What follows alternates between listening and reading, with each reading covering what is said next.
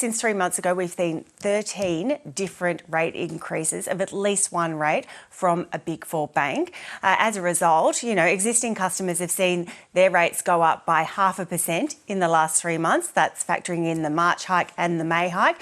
But for new customers on a basic loan, CBA, they've gone up by 0.75%. That's an extra rate hike baked in for new customers. So what's the typical mortgage rate now? Okay, so for the average owner-occupier who hasn't refinanced or haggled their loan since the rate hikes began, they're on an estimated rate of 6.61%.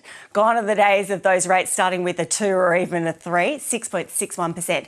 But even after this rate hike has filtered through, that's the May hike, we estimate that a competitive rate is around the 5.5 mark. Big Four banks are sitting around 5.8, but there are still some lenders that are below 5.25% on our database. That's even once they've factored in that May hike. Well, we saw some really heavy discounting at the end of last year and the beginning of this year as the major banks tried to attract new customers, particularly those were refinancing. Where are rates now, mortgage rates, in comparison to at the point where we were seeing those heavy discounts? Look, the competition is still incredibly hot in the market. Let's be clear. CBA, NAB in particular, they've walked away.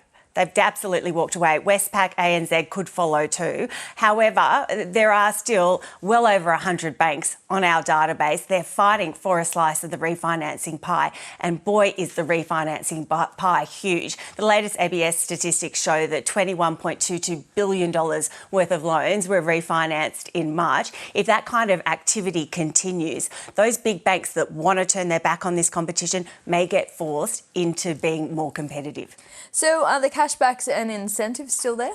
Oh, look, we've seen CBA announce they're pulling the pin. They're pulling the pin on their cashback on Wednesday. NAB is pulling the pin on their cashback on the 30th of June. We have not heard anything from Westpac or ANZ.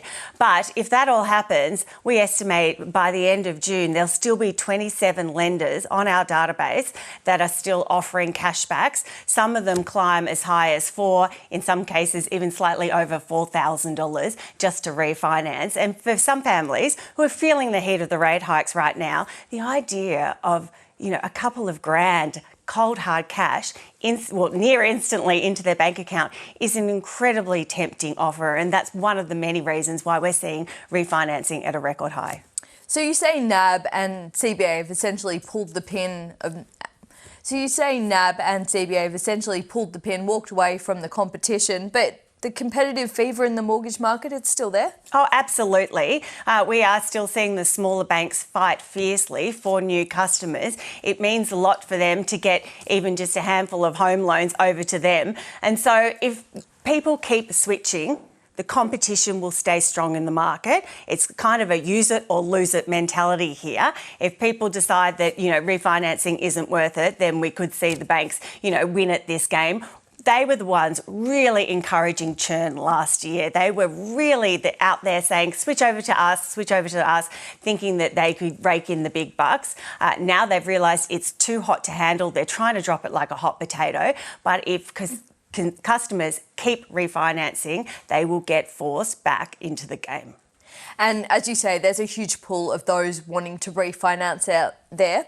What's your advice to those wanting to refinance now? It is not too late. If you haven't negotiated your home loan since the rate hikes began in particular, go out there, find out what your bank is offering new customers, check it against your rate, but also see what the competition is doing. Yes, you can haggle and you might, get 0.5% off your rate just by haggling with your own bank, maybe even more, potentially less.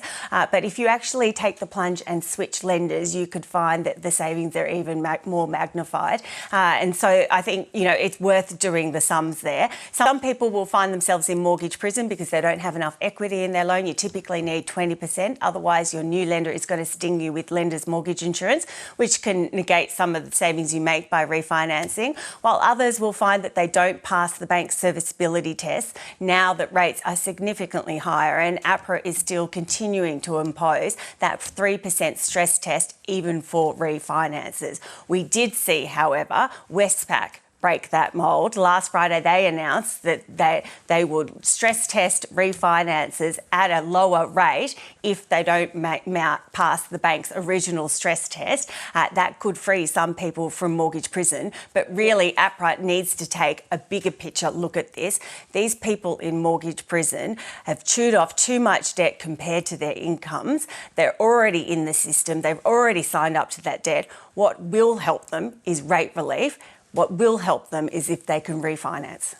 Sally Tyndall, great to get your insights. Thank you so much. Thanks for having me.